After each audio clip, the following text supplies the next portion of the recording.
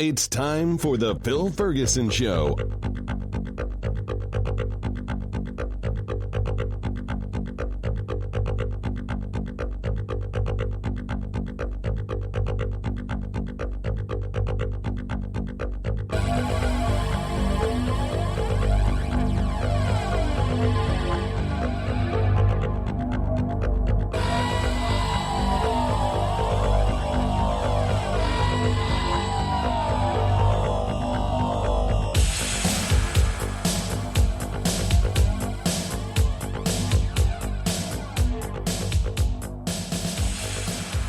This is Phil Ferguson, and you are listening to the Phil Ferguson Show. I can't believe it.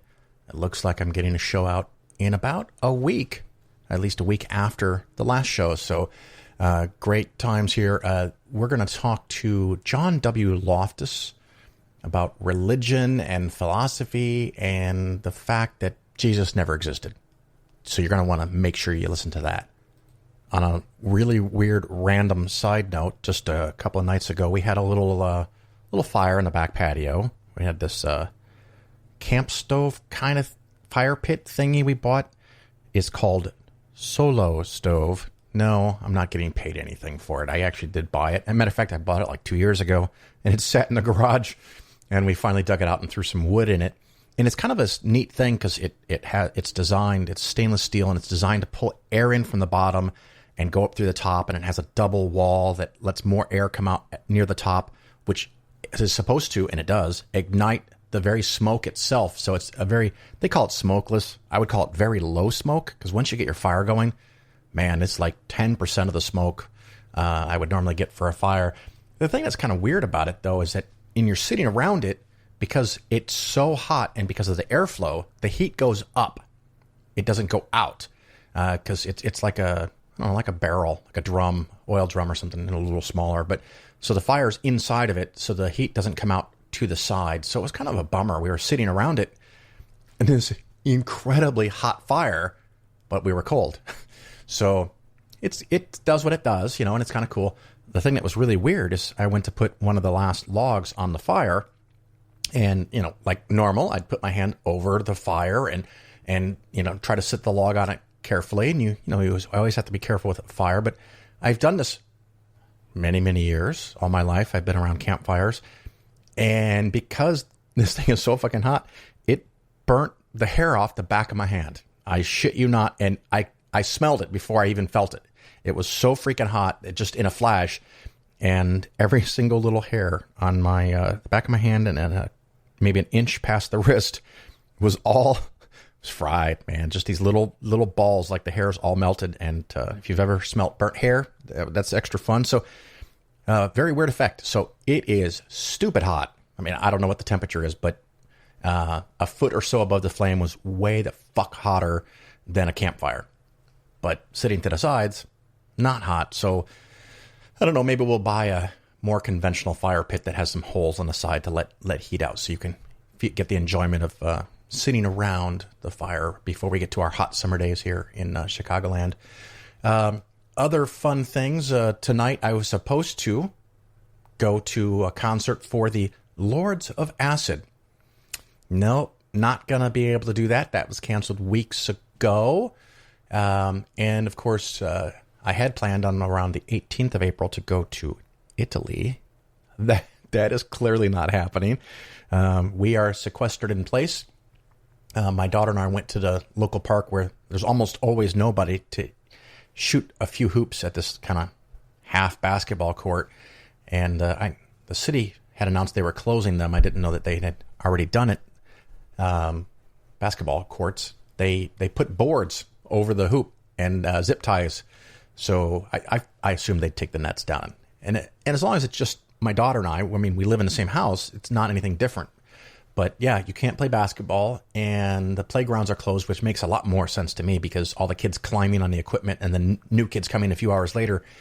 So even though you're not anywhere near physically someone playing on the playground, you're playing on the same stuff. With a basketball hoop, there's no chance in hell I'm reaching the rim. It was something I could barely do when I was 18 and weighed, let's just say less than I weigh now. So it's not going to happen, but we couldn't do that. and I'm waiting for them to close the park entirely.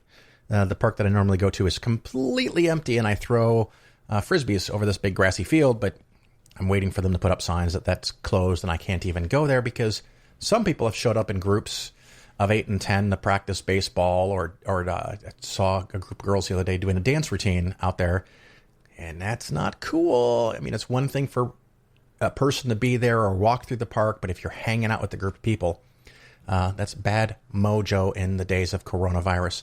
Of course, next week, we are going to have on Nick Fish, the president of American Atheist, for a very special Easter weekend treat because the American Atheist Conference is postponed for a year. And hopefully by then we're past all this. But you know what? If you got your plans canceled to go to Phoenix this year, this might be a small substitute for you where you get to hear Nick Fish from American Atheist talk about some fun things that the organization is doing and some scary shit where churches once again are trying to get money from you, the taxpayer, because they can't make it on their own. And I think that's one of the big drivers for some of these churches to want to keep having services, because if they do teleservices, it doesn't have the same gravitas as getting up and getting to church. So you might say, I promise I'll turn on the feed and watch the service, but then you don't. And maybe you watch, but maybe you don't give your money because now you got to write a check and mail it. Or you've got to use your credit card online. And that seems less authentic to me as a former churchgoer, but I mean, a long, long time ago. So maybe I'm wrong there. But churches are very concerned, I think, or they should be very concerned about bringing in less money. So we'll see what happens. And maybe the silver lining to all this is that in the next few years, we have a lot of church buildings closing. Wouldn't that be cool? The other kind of skeptically investing topic that I want to cover before we get into the actual recorded segments, a couple of listeners, again, I have very, very smart listeners, have pointed out that while the markets are down, it might be a good opportunity to convert your IRA to a Roth IRA. So for some people, this might actually be a very good idea, assuming you want to have a Roth IRA. I do strongly recommend that you check with your tax professional before you even do anything beyond just kind of passively thinking about this idea. If you have a a conventional, traditional IRA that maybe has $100,000 in it, and you say to yourself, wow, it used to be worth $130,000, and now it's worth $100,000, my taxes while converting it to a Roth would be less. That's true. You would only have to pay tax on the $100,000, not the entire $130,000. However, if your income is high and your tax rate's 25 or 30%, you still might have to come up with $25,000 or $30,000 to pay the taxes to make that conversion. So it's something to ponder. The taxes would be lower, but still might be more than you want to pay at this time. Maybe you could do part of it. Maybe you just leave it like it is and keep enjoying the compound growth until you're required to take it out. Or maybe just going forward, you try to put more money in a Roth account than you have been. But it's definitely something to think about. It might have value. It might be an extra good thing for you if for some reason, due to coronavirus or some other unfortunate event, that a good part of the year you end up being unemployed. Because if you aren't really making money, and fingers crossed, hopefully you have enough cash reserve to be okay and that you don't actually need to take the money out. But if you can convert from an IRA to a Roth IRA in a year that you're not making a whole lot of money, now that's starting to sound pretty sexy to me, assuming you're okay and that you have enough funds to ride through this. Because if your tax rate is 12 or 15%, converting a $100,000 IRA to a $100,000 Roth IRA might cost you $12,000 in taxes. If you take the taxes out of the IRA, there's extra penalties and problems with that. So you really want to do this with money you have on hand. But if it's only $12,000 versus $25,000 or $30,000, that's clearly way more doable. And maybe your IRA is only $30,000. So if you have the cash on hand, if you have the means to make sure that you're safe and secure and can pay your bills, if you have a significant reduction in your income or maybe a loss of your income, but you're still okay, converting to a Roth IRA this year might be something to give serious thought to. If you want to discuss it personally, or if you're already a client, of course, contact me. The email is phil@polarisfinancialplanning.com, and we can talk about it. And of course, I will recommend then, as I did now, you must consult your tax professional. Me saying it's a good idea, while it might be, if you end up with a $20,000 tax bill next year that you didn't expect, I will not be paying it. So it's one of the reasons that I almost always tell people things like this. Check with your tax professional. Make sure that they sign off on this plan as not being too wacky or crazy and that it won't ruin you. So do a little legwork, but it's just another idea to think about. Just the other quick reminder, I mentioned this a few shows ago. If you have individual stocks that you have intended to sell, or you want to reduce your holdings on them to reduce individual stock specific risk, and we want to have more of your money in index funds, it is now also a good time to do that. If your individual stock has lost a lot of money, your capital gains, the taxes that you may have to pay, could have dropped significantly. So it might be a good time if that was something you were already thinking about doing. If you have a stock that hasn't fallen and for some reason has done really well this year, and maybe to say it's at the same price it was at January, you might have a bigger tax bill, but you could now buy into the total stock market index fund that's 25% lower than where it was January 1st. So even though you might pay higher taxes, you can take something that did really well relatively and put it into the total stock market that's not done particularly well relatively, and look at it as a buying opportunity, things that are on sale. So things to think about during these extreme times where the markets have moved so much, so fast. The specific Investing Skeptically segment that's going to come up in a couple of minutes here after our little break is on ESG. And I think that is, environmental, social, and governance funds, very much like socially conscious, socially responsible mutual funds. And we're going to talk about those and whether you should own them or not. Short answer, no. But you already knew that if you're a regular listener. But I go through some of the reasons that they are problematic and or ineffectual, and you're not actually doing what you think you're doing. So nice short segment there. And then, of course, after that, we talk with John Loftus. And reminder, next week, Nick Fish from American Atheist will do a little break here, and enjoy.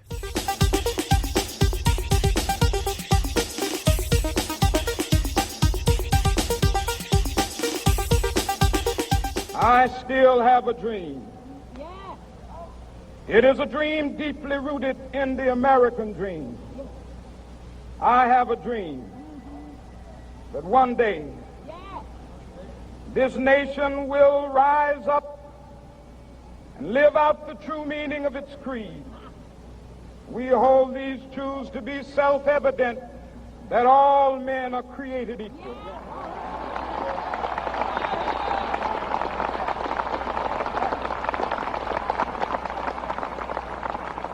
I have a dream that one day on the red hills of Georgia, the sons of former slaves and the sons of former slave owners will be able to sit down together at the table of brotherhood. I have a dream that one day,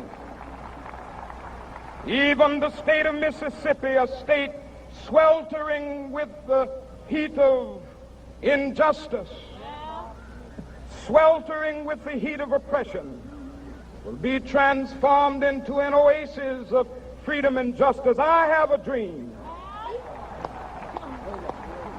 that my 4 little children will one day live in a nation where they will not be judged by the color of their skin, but by the content of their character. I have a dream today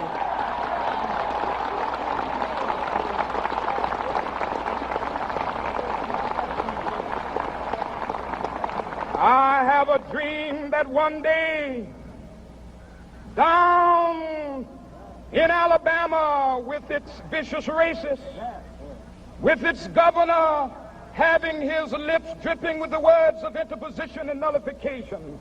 One day right there in Alabama, little black boys and black girls will be able to join hands with little white boys and white girls as sisters and brothers. I have a dream today.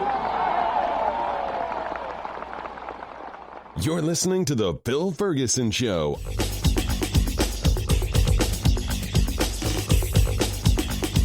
I've recently got some emails and promotional videos, stuff from people in the industry, again, who want me to sell shit to you. And the big new trendy thing, there's always a trendy thing, I guess, is ESG. What is that, you ask? Good question. The E is for environmental, the S is for social, and the G is for governance.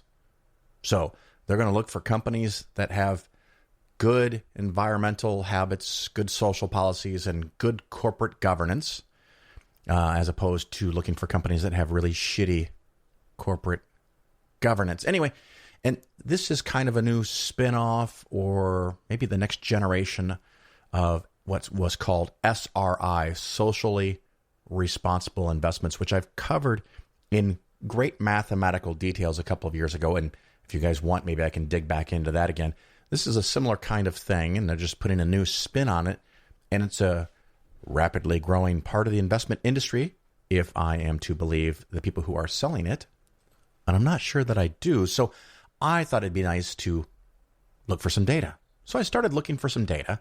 And it always worries me that when I start looking for data, I not only don't really find good, compelling, clean, simple data, but I find confusion. So I found this study that claims to be the biggest study of every mid-sized study, covering every small-sized study that's ever been done.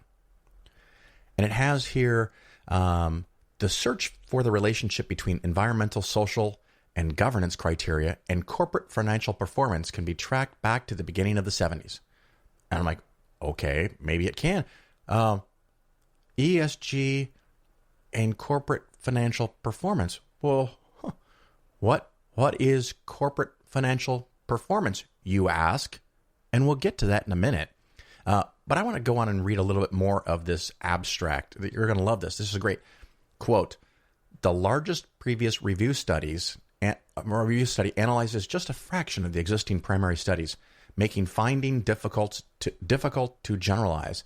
Thus, knowledge on the functional effects of ESG criteria remains fragmented. To overcome this shortcoming, this study extracts all provided primary and secondary What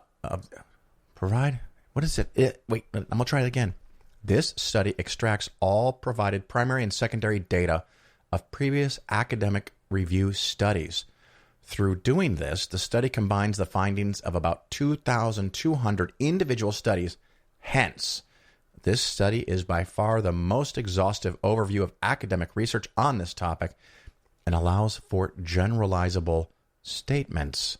The results show that the business case for ESG investing is empirically very well founded. Roughly 90% of studies find a non-negative ESG CFP relation. What the fuck? Wow. I tried to read the rest of this, and it gets difficult very fast. And one of the problems with a study like this, of course, it's a study of studies, but each individual study is not using really strict, rigorous testing procedures. There's no blinding. Forget about double blinding. There's no blinding. And they're combining all these studies over large periods of time. And if anything has changed, whatever. And so it says that 90% of the studies show a non-negative relation. What does that mean?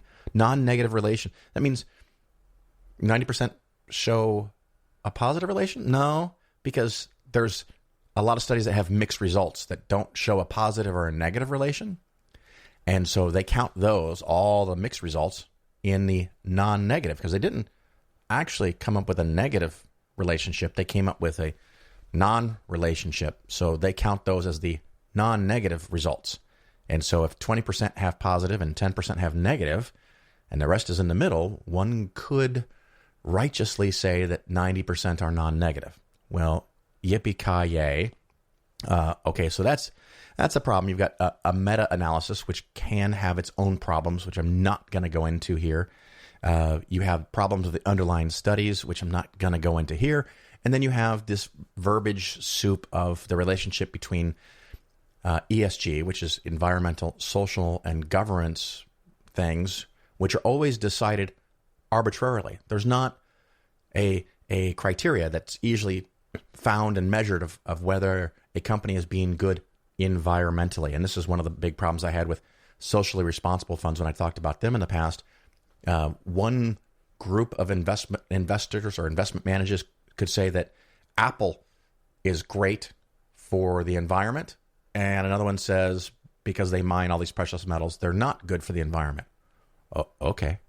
One could say that Facebook has great social policies, and another one might say, which I might be more inclined to believe at this point in time, that Facebook has bad social policies. There is no clear rule about who defines what is good and bad in these three categories, let alone what exactly is in the three categories and do they overlap, yada, yada, yada. So I thought, okay, what is CFP? Now, it's Certified Financial Planner is one thing that pops into my mind. But here they're talking about, what is it? They said here, corporate financial performance. I had a really hard time. Every single Google search that I did with different words added and subtracted, but if I included corporate financial performance, that apparently only came up in relationship to ESG, which is the environmental, social, and governance. So, okay, what is this mysterious CFP thingy? And I thought, hey, I love the website Investopedia. They must know. So I'm going to play you, about a minute and 20 seconds. I don't normally do this. I'm hoping, okay, Investopedia is with it, but I want to have you hear their definition of financial performance. Financial performance measures a firm's ability to generate profits through the use of its assets. Financial performance is also a general term used to indicate a company's overall financial health. It can be used to compare similar firms across the same industry or to compare industries or sectors in aggregation. Obviously, gauging financial performance is crucial to any firm's success, especially as a firm grows and ventures into new endeavors. Essentially, financial performance tells a company how well it's doing. It can also reveal information a firm can use to respond to changes in its market or industry. In a simple example, an automaker may suddenly see a drastic drop in the sales of its less fuel-efficient cars. It knows fuel prices have recently surged to record highs, so it reacts by using incentive programs to emphasize sales of its cars that offer better fuel efficiency. Measuring total unit sales is just one way to determine a firm's financial performance. Line items such as revenue from operations, operating income, and cash flow operations can be used as well. Investors and analysts may also want to look at a company's return on investment and its return on assets, as well as its margin growth rates or declining debt. No company should rely on a single measure to determine its financial performance, however, and all measures should be used in aggregation. So I hope you got that, because I even got to saw the little graphics that went with that video. It's on Investopedia. If you search for financial performance, you can watch that cute little infographic commercial or whatever it is. I guess it means that if a company has positive growth, that's a good thing. If it has profits, if it has all those other nice buzzwords, some of which are very precisely measurable and some of which aren't. And then I got confused because they gave an example. The example with the cars, I'm not really sure if that was a good thing or a bad thing. Did that affect financial performance? Because they're talking about measuring the units of car sales, and if their low efficiency cars weren't selling and they spent more money and sold more units of efficient cars, that is a good thing because now they spent more money to sell the same number of units? Or is that a bad thing because they had to spend more money to sell the same number of units? So I'm not any clearer on this. So, but the basic thing is they're saying, I think with these ESG, environmental, social governance, that there's a correlation between companies. Well, there's an incredibly small positive correlation over 50, 60 years of some companies that do the right thing and companies that make money. So without knowing more detail of any kind of definition of who gets to decide what the CFP numbers are and who gets to decide what the ESG numbers are, I am no clearer after a couple hours of study. And I'm really annoyed that I don't really get to provide you any valuable information at all. This is a complete waste of your fucking time to have listened through these 10 minutes and my couple hours trying to figure this out. So I guess I'll stand by my old ruling, my old thoughts when I had data on socially responsible investing, which was quite negative. If you can't understand the positive correlations that they're attempting to provide to you, I don't know what you do with the information they do give you. And it just becomes a word salad marketing soup kind of thing, like a cure-all tonic. It's going to make everything great for you. And, of course, the end result, if you are buying stocks on your own or through a fund that follows ESG, however they declare to follow that, keep in mind that unless it is a new stock offering, an initial public offering, an IPO, when they buy stock or when you buy stock, you're buying it from somebody else that already owns it. And so it's, one would hope, a straight-arm transaction where there's a buyer and a seller. You're not helping that company in any way by buying their stock.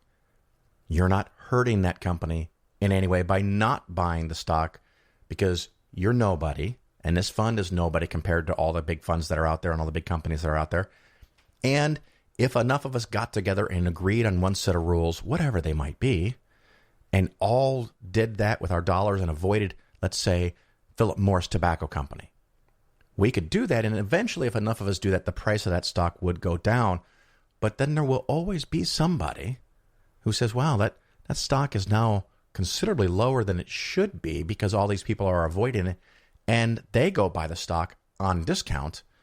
And when we lose our focus or our interest and the stock goes back up, the person who doesn't give a shit about your philosophy makes a ton of money and you don't.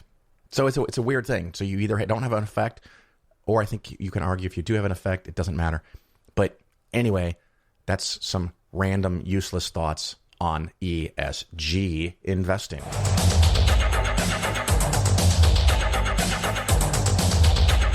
The Phil Ferguson Show is for educational purposes only. Nothing said on the show should be interpreted as personalized investment advice. Your investments should be based on your situation, and you should consult with your financial advisor before taking any action. The show may contain ads. These ads are placed into the show by the hosting company after I finish recording and editing. I have little control over the content of the ads, and you should not assume that I support their products or claims. If you choose to support the show via the new Patreon page, that support does not create an advisor-client relationship. I like how you call homosexuality an abomination. I don't say homosexuality is an abomination, Mr. President. The Bible does. Yes, it does. Leviticus 18:22. Chapter and verse. I wanted to ask you a couple of questions while I had you here. I'm interested in selling my youngest daughter into slavery, as sanctioned in Exodus 21:7. She's a Georgetown sophomore, speaks fluent Italian, always cleared the table when it was her turn. What would a good price for her be? While thinking about that, can I ask another? My chief of staff, Leo McGarry, insists on working on the Sabbath. Exodus 35:2 clearly says he should be put to death. Am I morally obligated to kill him myself, or is it okay to call the police? Here's one that's really important, because we've got a lot of sports fans in this town. Touching the skin of a dead pig makes one unclean, Leviticus 11:7. If they promise to wear gloves, can the Washington Redskins still play football? Can Notre Dame? Can West Point? Does the whole town really have to be together to stone my brother John for planting different crops side by side? Can I burn my mother in a small family gathering for wearing garments made from two different threads? Think about those questions, would you? One last thing. While you may be mistaking this for your monthly meeting of the ignorant tight-ass club, in this building when the president stands, nobody sits.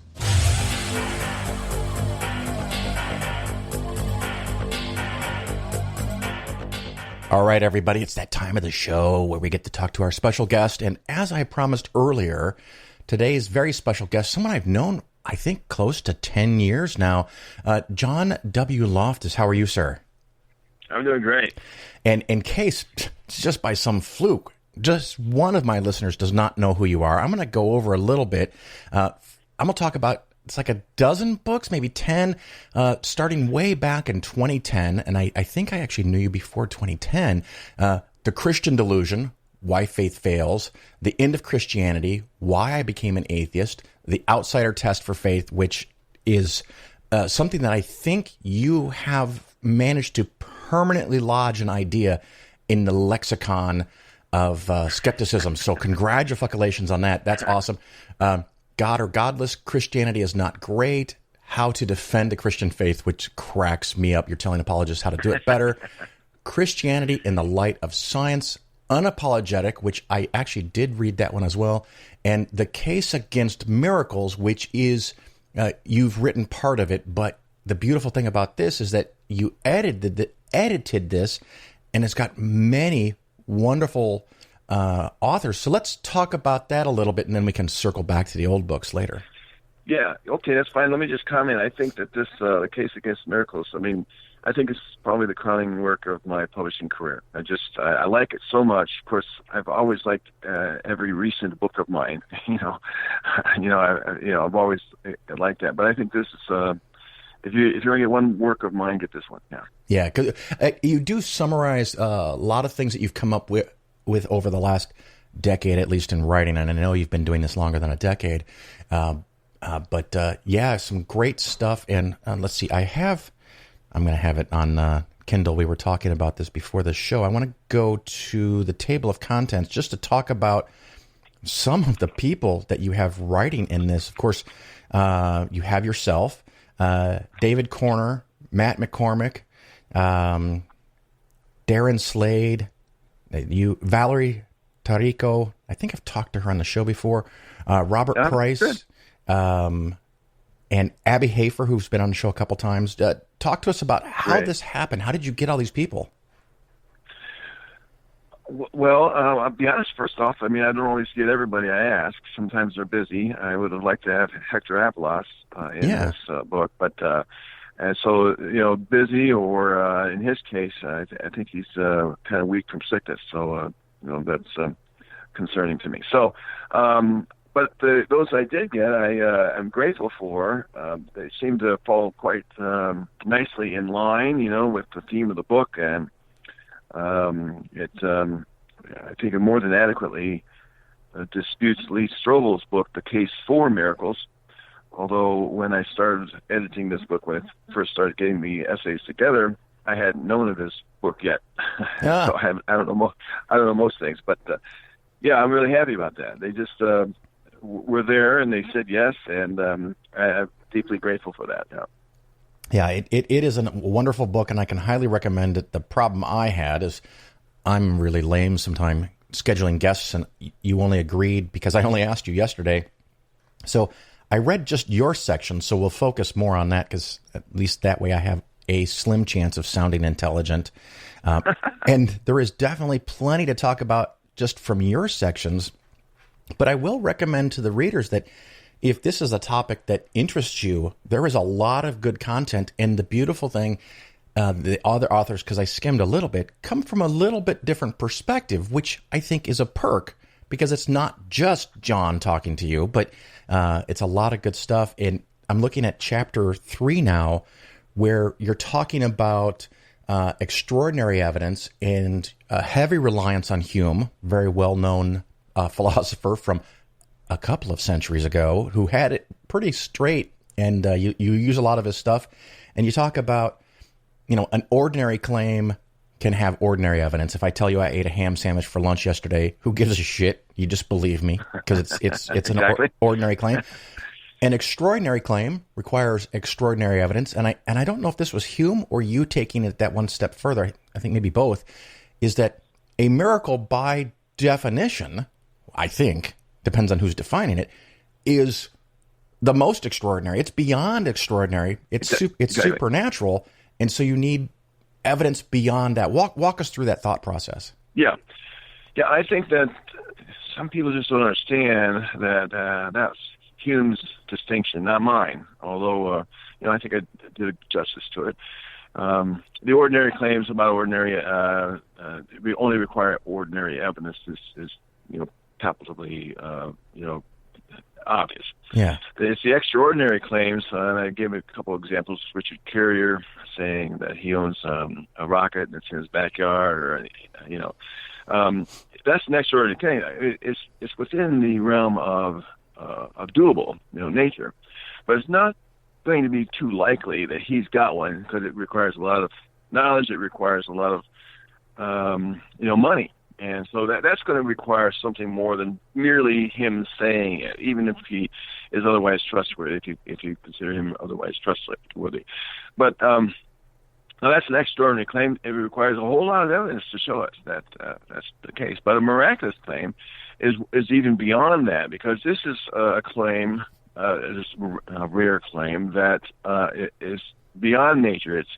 It's something that cannot be accounted for by merely laws in nature acting, naturally. So you're going to demand miraculous types of evidence. I mean, like just the highest of high evidence for that, right, to believe it. And we just don't have it. We just simply don't have it for any miracle, much less for any miracle that we read about in some book someone says is sacred.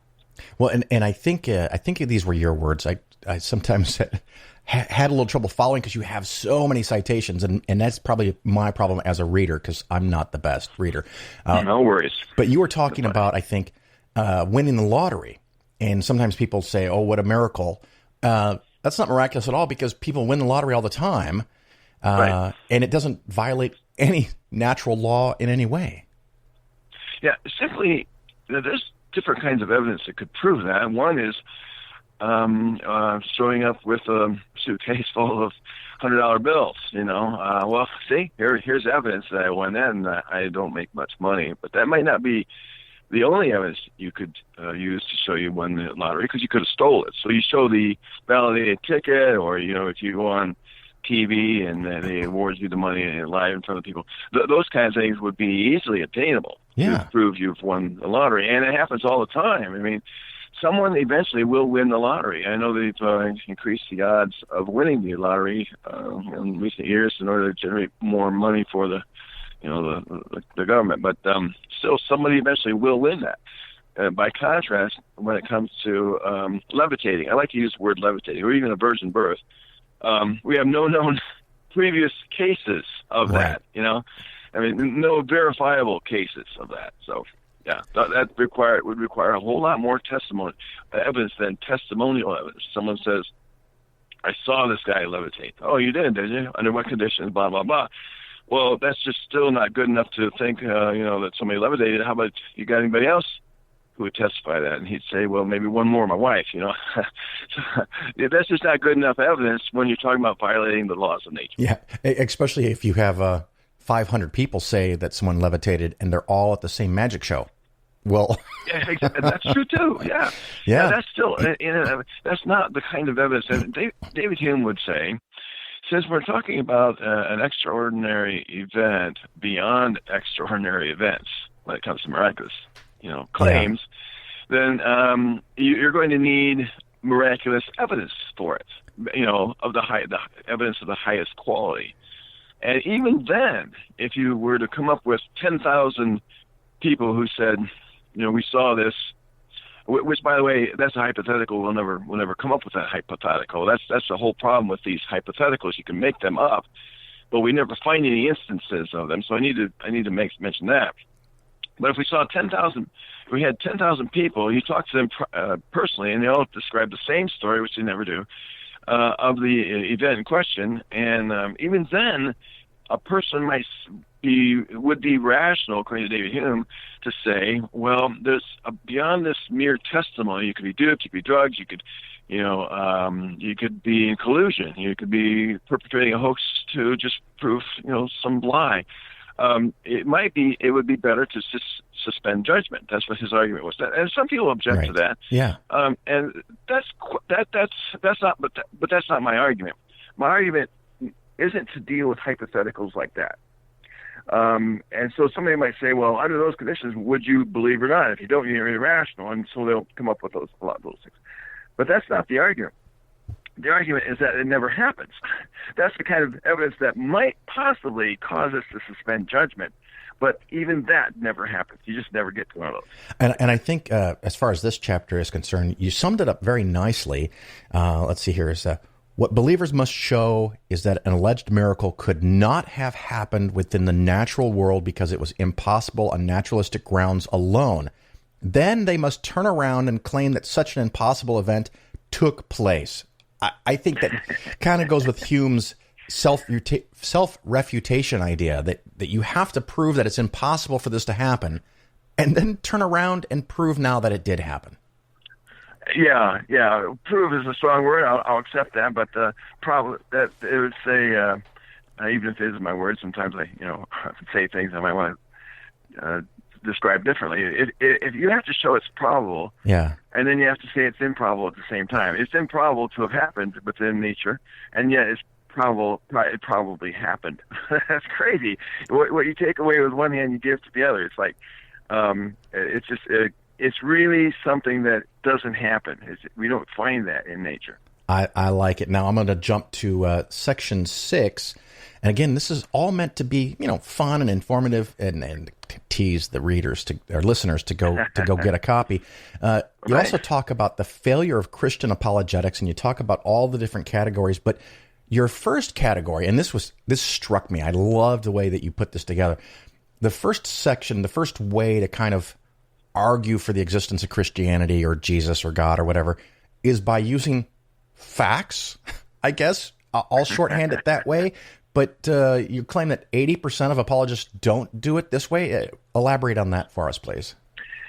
Yeah, I don't know. I do a lot of thinking about Christianity, and this is a thought that occurred to me. I've never seen anybody put it this way before myself, and I never thought of it this way before. And that is, there are different methods to defend the Christian faith. There's 5, and I articulate them in my chapter. Yeah. The first one is by, reasoning from objective evidence. That's the claim, anyway. Yeah.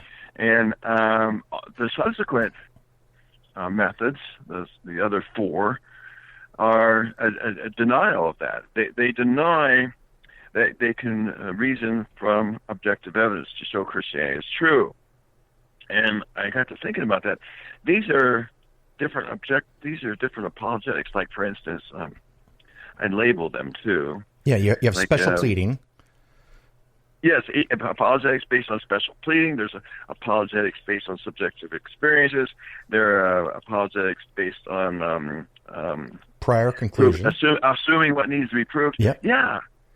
And it's funny because it's one of the things that this struck me, because often when I talk to apologists, Christians, often they're just regular people. They've heard some of these ideas, and they tell me they have evidence for their God. I'm like, oh, finally, thank you. Someone has evidence, and they go into one of these 5 categories, and I'm telling you, it's not the first one, because they don't have evidence, and they don't seem to understand what evidence is, and they're just using an argument and not providing evidence. Right. And when I point it out to them, they get very frustrated. Yeah, now I'll grant them that they do offer evidence. Now, but we have to make sure, what is this evidence? It's exclusively testimonial evidence. And this evidence that they say they have is not objective. It's not under clinical guidelines. It's just merely, I saw this or I saw this. And most of it comes from biblical stories, which are nothing but hearsay evidence at best, because the people who were supposed to have seen a miracle or two didn't author the Bible. Right. So this is not the kind of evidence we want. We're not looking for testimonial evidence. They have no objective evidence for their faith. That's what my emphasis is. There is no cell phone evidence. There's no DNA evidence for the pillar of salt at the Sodom and Gomorrah story. There's no Maury Povich wasn't there to test the Virgin Mary to find out that Joseph was not the baby daddy. Yeah. I like that one. Yeah, that was fun.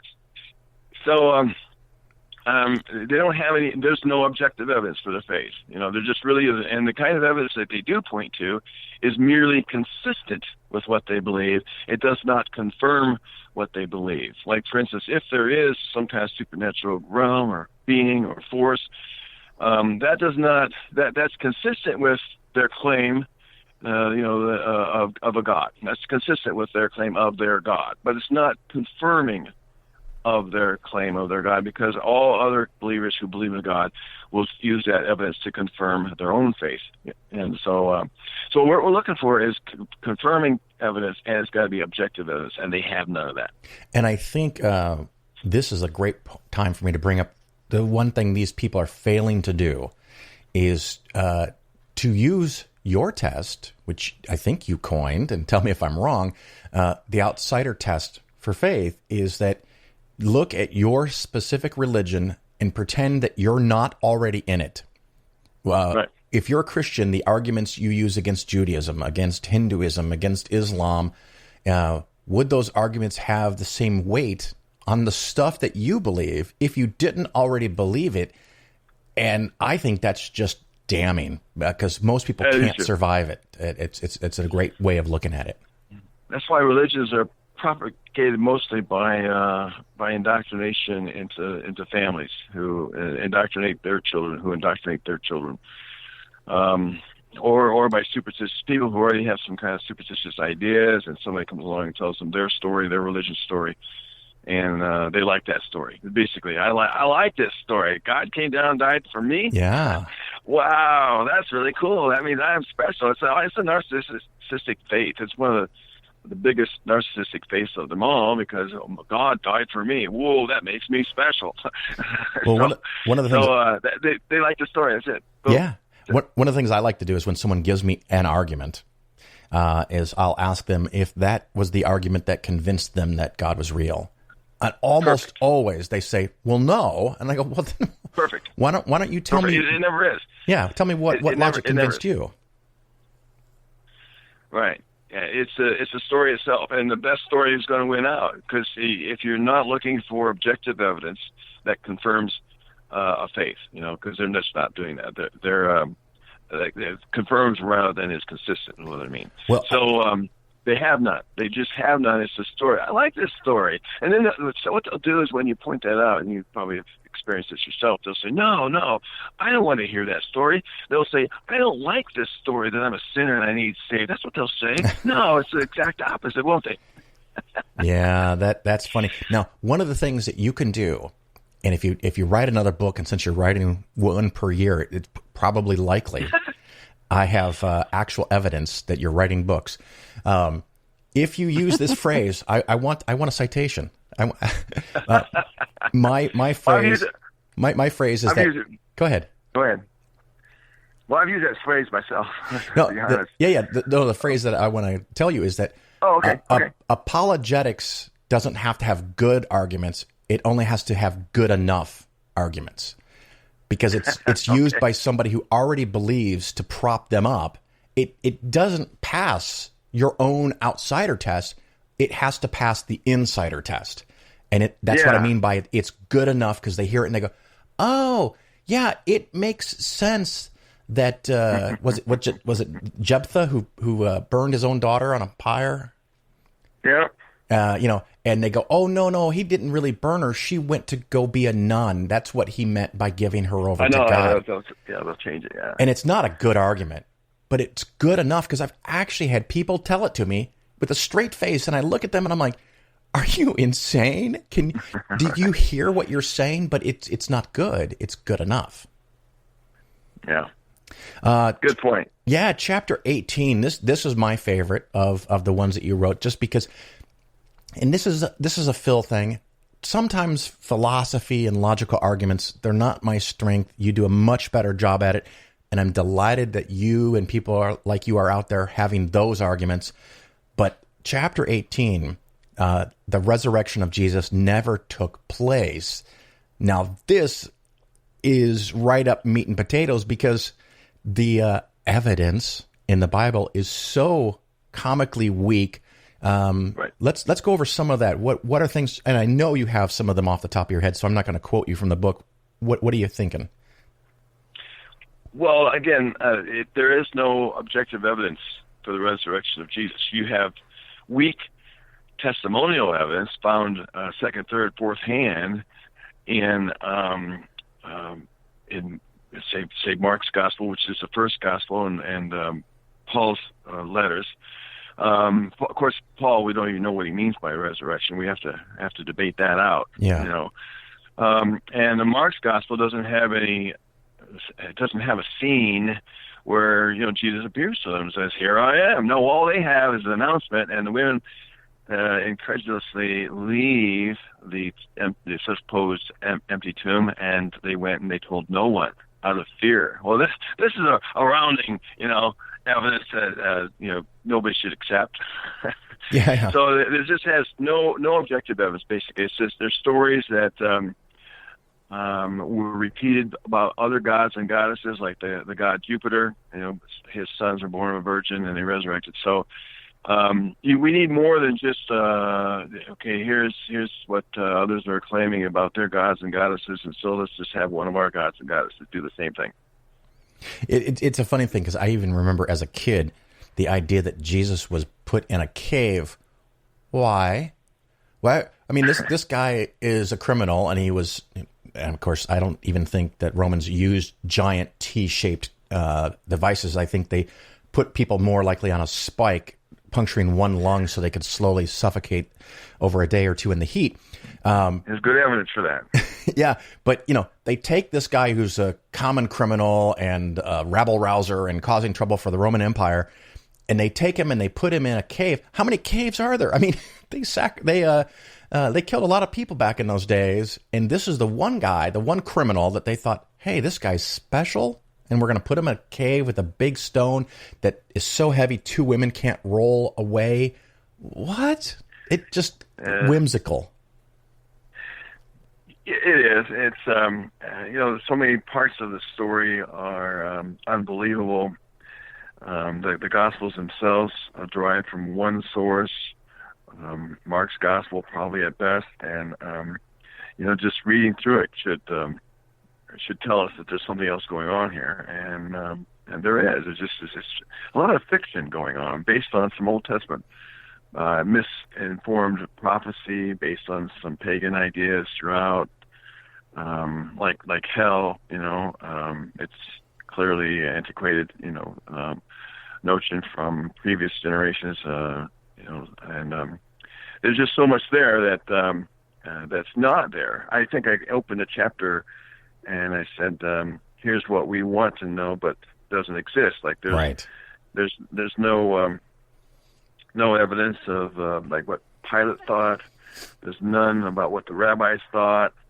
I always like the idea that the Gospels always present Jesus as having won every single debate that he has with the rabbis and Pharisees and scribes. Everyone, you know, he always has a one-liner at the end that just always, you know, they walk away. You can picture them cowering with their heads tucked down. You know, oh, Jesus, once again he beat us down.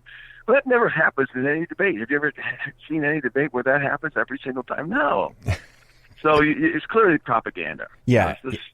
Here. They have something to sell, and I think in the epilogue, the thing that I highlighted here, an honest investigator would require more than ancient pre-scientific testimonial evidence.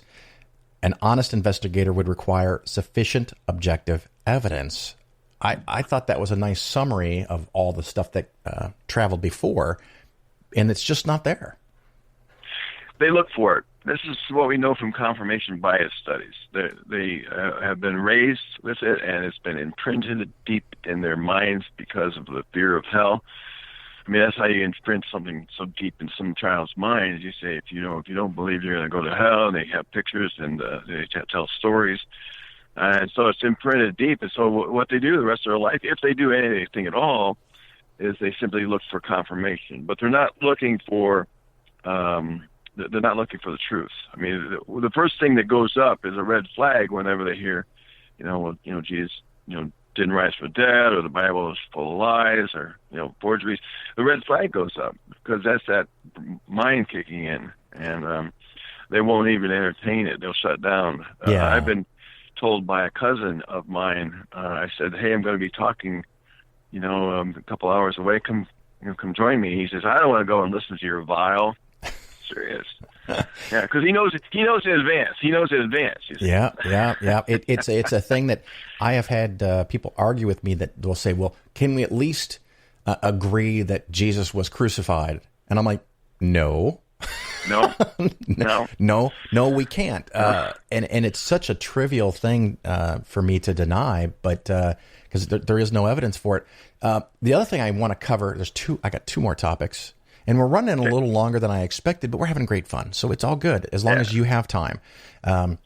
One, I didn't do it at the beginning. I often do. What is your background? Have you always been this horrible atheist, or at some point did you believe some of this stuff? Oh, yeah.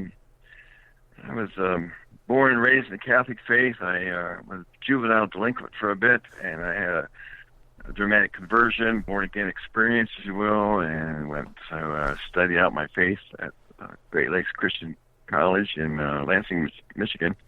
Went to seminary, went to grad school, became a minister, was a minister for a few years, and, all of a sudden things started crashing in on my life, and I decided to investigate it, for the first time. I think I was so deluded, I was so indoctrinated that it took some crises of faith to make me re-examine my faith. That's what the outsider test is asking us to do. It says, okay, now that you're an adult, and now that you've been indoctrinated, you have to admit you've been indoctrinated. I don't care who you are. It's something, I suppose, mainly, except unless someone says, well, you ought to file evidence wherever it goes. That's not indoctrination. So you're indoctrinated if you've been taught a religion. So now as an adult, you re-examine your faith, as if you'd never been taught it the first place. Well, actually, that was my mind frame at that point, and I started looking at all the things I'd studied, and I realized that I had believed something false. I had been brainwashed, if you will, to believe, and I started studying it more and more and more, and I put some books out, and boom, here I am. Yeah, it's funny because you skimmed over that so fast, but you went to seminary. You actually became a minister. This is not like something you waffled on until you were 18 and then decided you were a heathen. You actually believed this shit. I know, I did.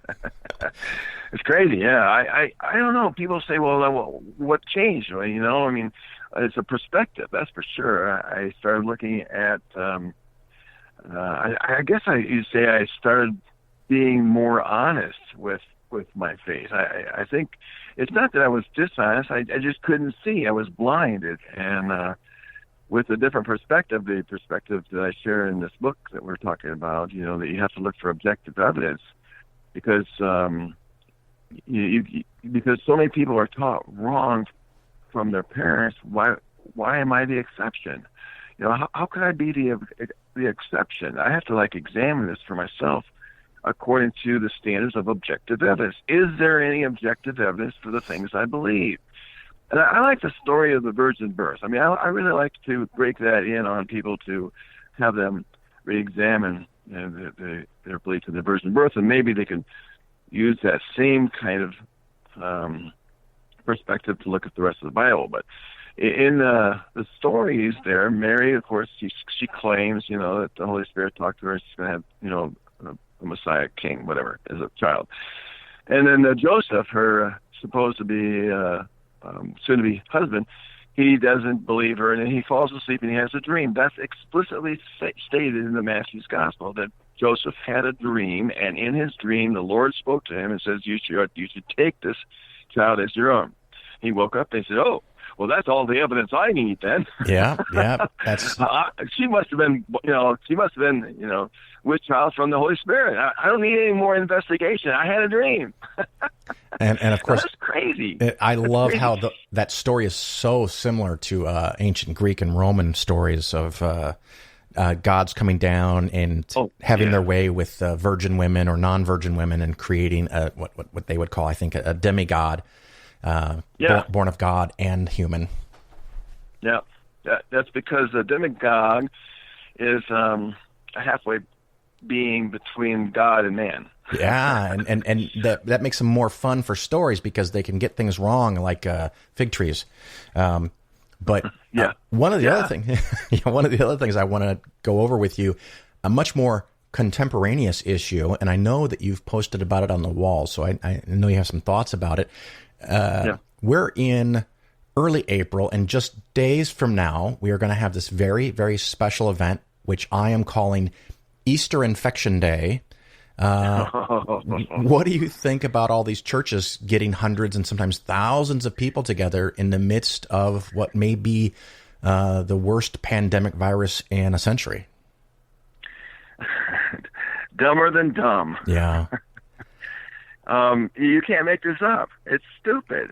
And the evangelicals, mainly, are saying that this is all a hoax because they see this through the lens of an attack on their faith. And since the liberals and the atheists and agnostics and who knows what else, scientists, they're for it. You know, they believe it, they accept it, they're preparing for it, they're doing what they need to do for it. Since that, then we must be against it. No, it's a hoax. It's really crazy. Yeah, I think you've gotten something there. It's a knee-jerk contrarian response that they can't help themselves, that if scientists and educated people think this is a problem, they are compelled to say, no, it's not a problem. And the idea that they can't get sick at church, the idea that God will heal them, this all plays into so many weaknesses. And I don't know if Trump has figured this out because he seems pretty crazy, so I never know what's going to happen with him. But this virus is adversely affecting older people way more than younger people who tended to vote for Trump. It affects men, which scares the shit out of me, considerably more than women. And it's apparently, if they go through with this shit, it's going to affect people in the South and evangelicals more. The very people that are more likely to vote for him are the people who are going to call this a hoax, who say it's like the flu, it's not a big deal. And it breaks my heart that these people are going to die literally from ignorance. It's true. Here's a case where scientific illiteracy is going to kill people. Yeah. I mean, they could be illiterate on other issues, say evolution. I guess I was going to mention climate change, but that's another one. Yeah. You're No going doubt to die from. So there are some things that you can, or like whether we landed on the moon, I don't know, whatever, the conspiracy theory of the time is. But here's a case that people are going to die from it, and we know this. Now, I tell you what, do this for your viewers, your readers. There's a really good segment that Trevor Noah has called Pandemic. I think it's what it is. Nice. Pandemic, yeah. And then Pandemic 2. And if you want to know why so many evangelicals think it's a hoax, that little video, the first one, Pandemic, you'll see it from Rush Limbaugh, you'll see it from Trump, you'll see it from Fox News here, Fox News there, Fox reporter here, Fox reporter there, that they have been trumpeting this thing as a hoax for so long. No wonder so many people don't believe it. Some that's real, that's dangerous, and needs to be fought. I was stunned when I saw that. I thought to myself, wow, that is some heavy promotion of ignorance there. I am going to check that out. Now, John, someday in the future, if we have conventions again, secularism, humanism, atheism, whatever, I'm assuming you're willing and able to give a talk if someone is interested? I certainly am. How can they reach you? Or if someone just wants to talk to you, how can people reach you? Well, on my Facebook page, message me, or you can reach me at loftusjohnw@gmail.com, my email address. I'll try to respond. Yeah, and of course, if it's a thoughtful response. There you go. Yeah, it's one of those things that sometimes if you get too many emails, you're just going to have to pick and choose. But that's true. John, thank you so much for being on the Phil Ferguson Show again. I'm so sorry I think it's been 3 or 4 years, but always a delight to have you on, and I appreciate your time very much.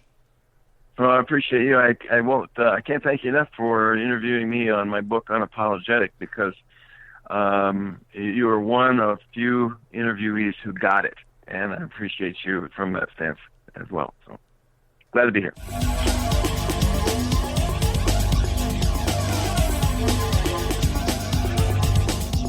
You're listening to The Bill Ferguson Show. I'd like to take a moment here to thank you for listening to the show and getting this far through it. So hopefully you enjoyed it very much. I don't have a lot to cover at this time, so this is going to be a nice short ending thing. What I can ask you to do, if you like the show and you want to show a little support, you can go to patreon.com/Phil and kick in $1 or $2 or $6.66 at the top level if you want to do that. And it's by show, not by week. So if I skip a week or two, you don't pay anything. So that's just a nice thing. You know, I appreciate it. It gives me that motivation to know that I'm making a difference for some people. The other thing, of course, you can do is go to Stitcher or iTunes, Apple Podcasts, I think it's now called, and leave a 5-star review. It gives the impression to new people that it's a legitimate show. If someone goes and looks and sees 300 or 400 or 500 5-star reviews, they might think, wow, this shit might actually be worth listening to. And hopefully it actually is, but you get the idea. Just having a little fun with it. So if you can do those things, that would be great. Normally I'll tell you that I hope to see you soon, but actually I sure the fuck am hoping not to see you soon, because I don't want to get infected from one of you bastards. So wash your hands, stay safe. If you can find or make a face mask, apparently we've decided now that those are indeed a good idea when you're out and about in public. Be safe, people. Hopefully none of you get the coronavirus, and shortly we have a way to deal with this or treat this or cure it or something, and pretty soon we can all get back to our normal lives. But I do at some point hope to see you maybe next year at the American Atheist Conference or some other conference in 2021. I don't know if I'm going to leave the house anymore in 2020. I'll probably have to go to the grocery store. But other than that, probably not too much.